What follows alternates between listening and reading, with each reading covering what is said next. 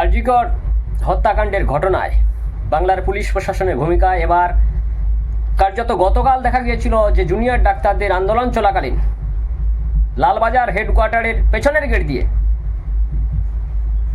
পালাতে বাধ্য হয়েছিলেন বিনীত গোয়েল। কলকাতার পুলিশ কমিশনার বিনীত গোয়েলকে নিয়ে এবার কার্যত দেখুন বিক্ষোভকারীদের ছাত্র সংগঠনের পক্ষ থেকে বা জুনিয়র ডাক্তারদের পক্ষ থেকে এক মারাত্মক ভয়ঙ্কর স্লোগান। পুলিশ কমিশনারের বিরুদ্ধে যেভাবে স্লোগান, এই স্লোগান দেওয়ার সাহসই বলছি, এই সাহসটা কিন্তু পেয়েছে কার্যত তাদের দেওয়ালে মাথা ঠেকে যাওয়ার জন্যই। পুলিশের প্রতি মানুষের কতটা ব্রিটিশ না, পুলিশের প্রতি মানুষের ব্রিটিশ না, সত্যি ব্রিটিশ না। পুলিশ সেই ধরনের কাজ করলে মানুষ সন্তুষ্ট হতো, পুলিশের প্রতি মানুষ সন্তুষ্ট নয়, ক্ষোভ, অভিমান, রাগ,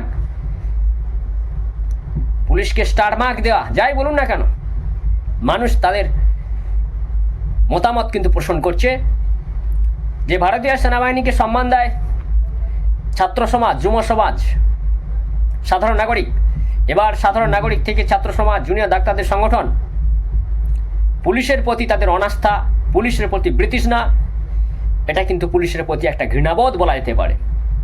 শুনলেন আপনারা, অবশ্যই আপনারা আপনাদের হিসেবে মতামত দেবেন যে পুলিশের প্রতি আজ যে স্লোগান শোনা যাচ্ছে সোশ্যাল মিডিয়ায় ছাত্র সংগঠনের পক্ষ থেকে, জুনিয়র ডাক্তারদের পক্ষ থেকে, তা সত্যিই আরজিকর হত্যাকাণ্ডের অপরাধীদের, খুনিদের ফাঁসি না হওয়া পর্যন্ত অবশ্যই কিন্তু আন্দোলনকে অতিরিক্ত মাত্রায় কিন্তু অক্সিজেন এনে দিচ্ছে এবং সেই অক্সিজেন কিন্তু ছাত্র সংগঠনের জন্য, আন্দোলনের জন্য অবশ্যই অক্সিজেন কিন্তু শক্তি যোগাবে, সাহস যোগাবে।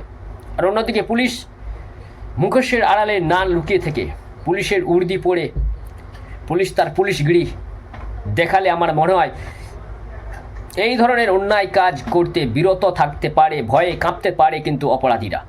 অন্যথায় পুলিশগিরি না দেখিয়ে পুলিশ যদি রাজনেতাদের ভূমিকায় নেতাগিরি করে তাহলে কিন্তু এই ধরনের স্লোগান পুলিশকে নিয়ে বারবার শোনা যাবে। আপনারা আরেকবার শুনে নিন ঠিক কী বলা হচ্ছে।